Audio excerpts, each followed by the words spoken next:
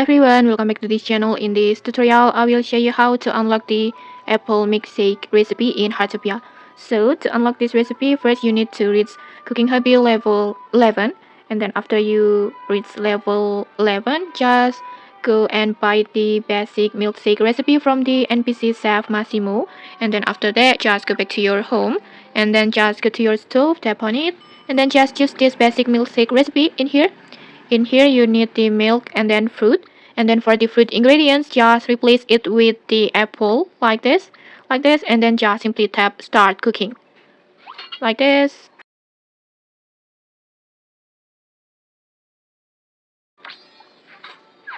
And like this you can see you successfully making apple milkshake, and you will automatically unlock the recipe, and the recipe will be added to your collections at the gourmet live collections like this one.